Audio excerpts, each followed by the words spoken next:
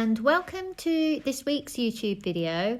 So this week I'm going to be painting this lovely greyhound in the Zorn palette, but before I start I wanted to talk to you about the colours in the palette that I've used. So there are four colours. This is ivory black, cadmium red, yellow ochre and flake white, but I'm using titanium white here. So you need to think about this palette very simply in terms of temperature. So black plus white is cool, red and yellow are warm. You can make a large amount of colours from just these four colours. So to start me off, I always set my working palette out in the following way. So I mix black with red, then black with white, then black with yellow ochre, and finally red with yellow ochre. What I do then is I then open the colours up by adding white, so it gives me the full tonal range from 10 to 1 in those colours. So obviously depending upon the size of your painting, it will depend upon how much of that colour that you mix. I've been quite economical with my mixing here, but obviously if you're working on a huge painting, you would use much more colour. So just not to confuse anyone, just to be clear, I will mix into these colours as well. So for example, I may take some grey paint, so for example black and white, and mix yellow ochre into it if I want a warmer grey. But what this palette does is it gives me a starting point in which I can add additional paint depending upon whether I want to warm up my colour or cool it down. So it is actually a very, very simple palette to work with.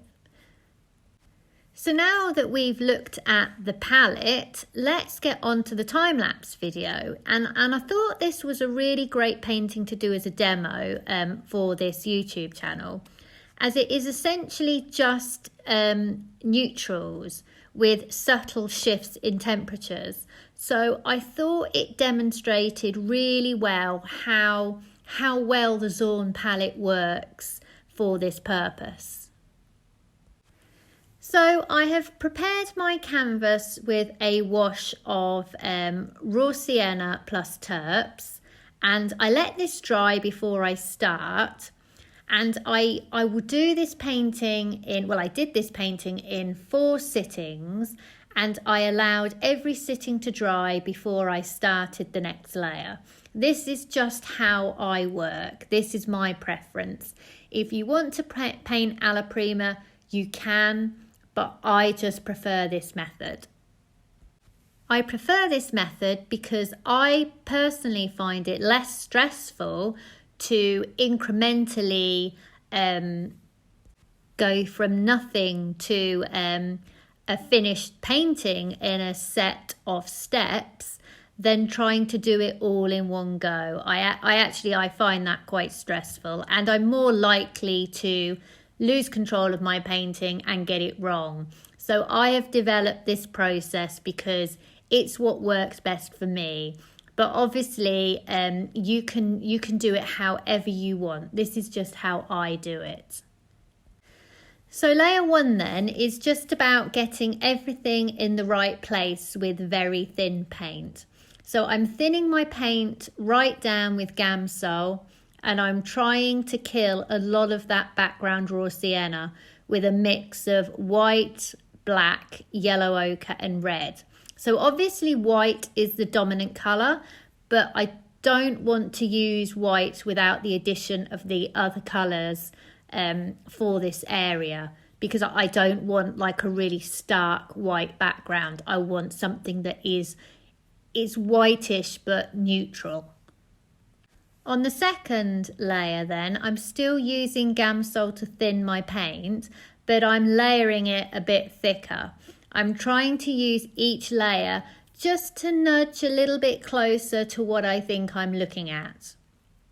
On the dog's fur, there are some really clear shifts between warm and cool. So for the warmer areas, I'm using yellow ochre plus black plus white. And as it gets cooler, I add grey to the mix. Okay then, so this next bit, this is a bit complicated, so I'm really going to try and explain it as really best as I can. So it's really important to note that you get a much fresher, cleaner, warmer colour if you use your pre-mixed black plus yellow ochre than if you start with grey and try to warm it up. So if I am trying to achieve a warmer neutral, I would never start with grey as my first colour and then try and warm it up. I would start with the warmer colour of black plus yellow ochre, and then I would add grey to this mix to cool it down. That mix of black plus yellow ochre plus white is a really great starting point if you're trying to paint a warm neutral fur colour, because it allows you then to shift by adding grey to make it warm and then cool and then warm and then cool. It works really, really well. But with this palette, you really need to experiment with what order you add your colour mixes to your palette, because depending upon what you start with depends upon what you end up with.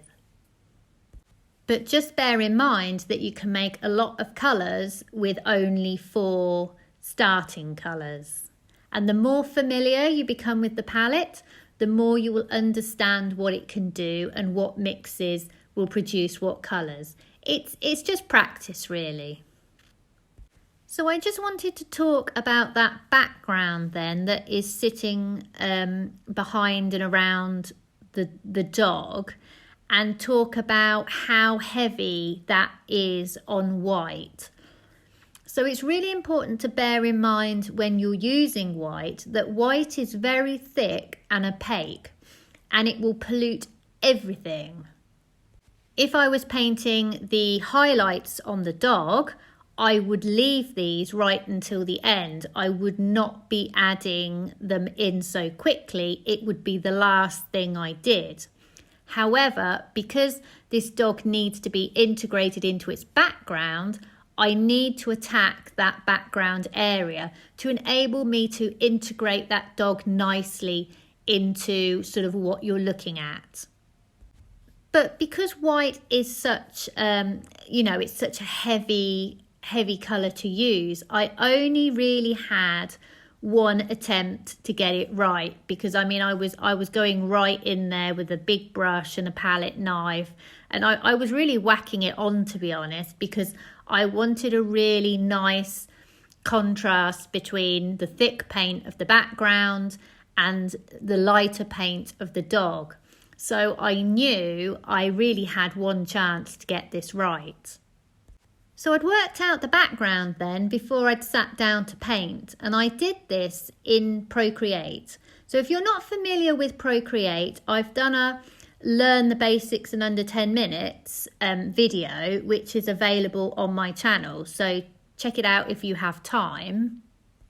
So planning this part of the painting then was really important before I started, because I knew that I would not be able to figure this out as I went along, because I had one chance to do it. I would have messed it up. Layer 3 then is where the real hard work starts. It's where, you start full on concentrating. So up until this point, it's kind of been like, parts of it have been very rough, and it doesn't really matter. But when we start onto sort of layer 3 and we're getting thicker with our paint, we really need to start making some decisions about what we think we're seeing and be more accurate. I'm focusing much harder on trying to figure out what my tonal values are.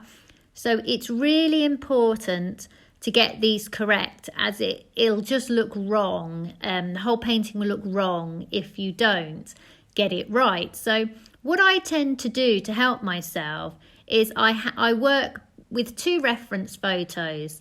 So I have one which is in colour and one which is in black and white. And I have these right next to my painting that I'm working on. At various points during the painting, I will stop and photograph my painting as I'm going along, and then I will turn that photograph into black and white. I will then compare it to my black and white reference image to see how far out I am. And the areas that I'm out, I will then work on correcting just those specific areas. I will then repeat the exercise. I'll take another photograph, I'll turn it into black and white, and I'll compare again until I kind of get to where I want to be with the painting. I will stop on my 3rd layer when I feel I've got all my areas covered that I want. So I'm trying to work on my painting as a whole rather than working on each sort of section or individual sections. I want to try and bring the painting on as a whole, and that's what I aim to do in each layer. But with each layer that I move through, I don't necessarily cover the whole thing in paint because I like subsequent layers to show through. So for example, if you look at the area around the dog's neck, it's pretty much left until the end. So don't feel that you have to smother the painting in paint, the whole thing, every single layer, because you don't. Be selective. On layer 4, I'm trying to refine my painting further, and you can see that the paint it's starting to go on thicker as I go along. I'd just like to stress that, especially for painting on canvas, because I do some painting on paper as well, and you can watch those demos too. But for painting on canvas, it's not a hard, fast rule that I do it in 4 attempts. Sometimes it might take me 5, 6, or even 7. What I'll do is I will keep adding layers until I'm happy that it's finished. When I get to the point where I think, yeah, that's done now, I will stop. Invariably, I do that in 4, but sometimes on canvas, it can take me longer. So that's my process then for painting this lovely greyhound with the Zorn palette. I hope that you've enjoyed my YouTube video today. I usually post every week, so I hopefully will see you for the next one.